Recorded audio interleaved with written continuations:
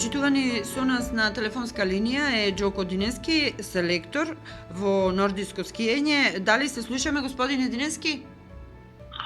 Добар ден на вашите слушатели, да, добро се слушаме. Одлично. Со нас тука во студиото се Михаела и Рубин Дановски. Разговаравме за скиењето, разговаравме за тоа колкава е желбата една млада скијачка како Михаела да успее во овој навистина интересен спорт, спорт кој што не е многу застапен.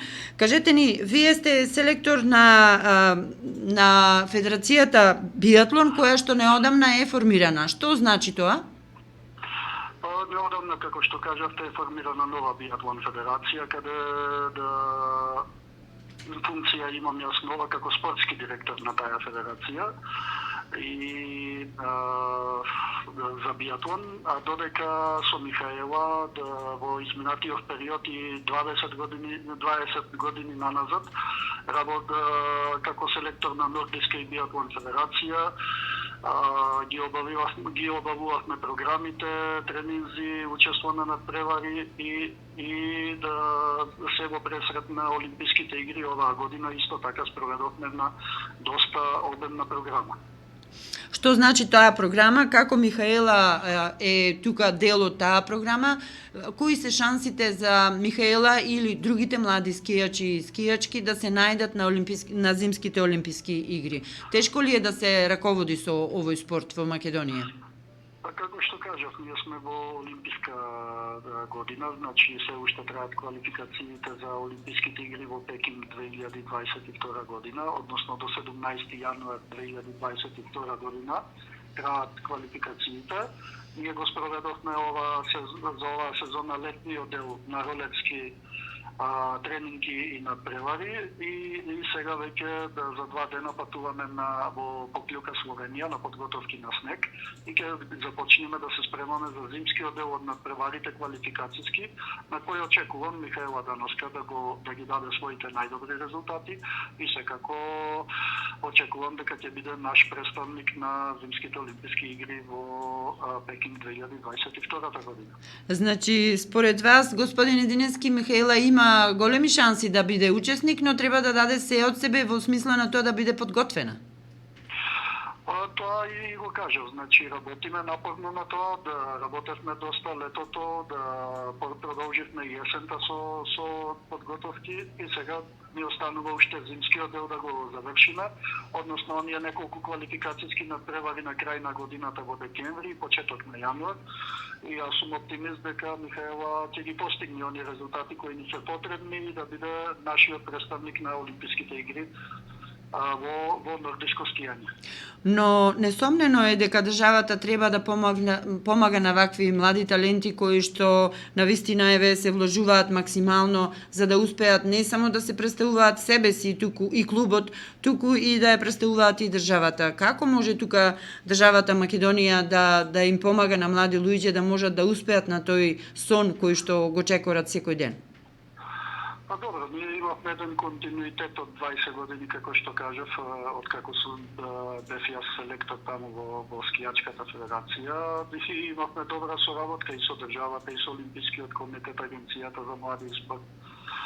Но, за жал, морам да истакнам дека после промената на раководството во Скијачка федерација дојде до несогласувања и за жал програмата на Михаела на ниеден начин од страна на Скијачката федерација не беше поддржана и ние моравме да се подпреме само на средствата од нашиот клуб и од Олимпискиот комитет преку Олимписката стипендија на Михаела Дановска. Доста тежок период поминавме, значи танко со финансии за целото време, но сепак успеавме да склопиме една програма со минимални трошоци и да го покријаме цел овој период подготвителен и секако да учествуваме на сите важни надпревари на ролетски кои ни беа во периодот од средина на јули до средина на октомври. Браво. Честитки и последно прашање, колкав е интересот од младите во Македонија да се приклучат кон овој спорт и да тренираат, да се надпреваруваат, бидејќи еве зборуваме за Прилеп, за Прилепско, за Пелагонија, тука ни е Крушево, имаме одредени капацитети кои што би ги користеле за скиење. За жал, многу е мала популаризацијата на спортот и еве Михаела досега во историјата е единствена која што се надпреварува и е упорна во тоа да биде учесник на една олимпијада, зимска олимпијада во овој спорт. Па добро, интерес има кај децата за овие спортови, значи како што кажавте, Крушево е центар на овој спорт на некој начин. Многу генерации наназад се занимавале со овој спорт и продолжува интересот на децата. Меѓутоа, наша цел е, како што Михаела се вклучи во овие спортови, да придобијаме и други деца, и машки и девојчиња од најмала возраст да почнат да го практикуваат и да го тренираат овој спорт и да направиме едно поголемо масовување од како би можеле од тој квантитет да го истрпиме и квалитетот што понатака би бил репрезент на нашата држава на тие меѓународни надпревари. Јасно. Ви благодарам за учеството во нашата емисија радио што се гледа. Јас се надевам дека следниот пат ќе ни бидете и тука во студиото да можеме да проговориме повеќе на овие теми. И уште еднаш посакувам успеси на она што го имате како цел, а се надевам дека тоа ќе биде крајната цел учество на зимските олимписки игри во Токио наредната година. Ви благодарам за поканата и јас се надевам дека ќе имаме прилика со успех и со презентација на врни резултати да бидеме пак ваши гости пред Олимпијадата во Пекинг. Благодарам. Пријатен ден. Пријатно и на вас.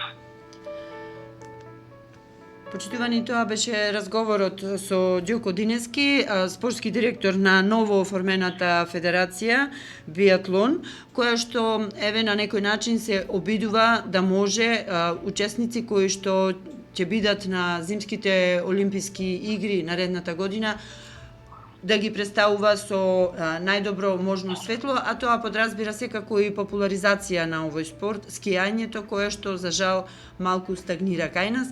Во секој случај ние како радио, како медиум стоиме на располагање да можеме овие зимски спортови, би рекла, да ги насочиме и кон младите и на таков начин да можат младите се повеќе и почесто да ги избираат во тој голем диапазон од спортови кои што ги имаме тука во државата. Уште еднаш ќе ви се заблагодарам на учеството во емисијата. Следниот пат заедно со Динески би можеле да ни бидете гости и се надевам тоа ќе биде за учеството на зимските олимписки игри 2022 година во Пекинг. Благодарам. Благодариме.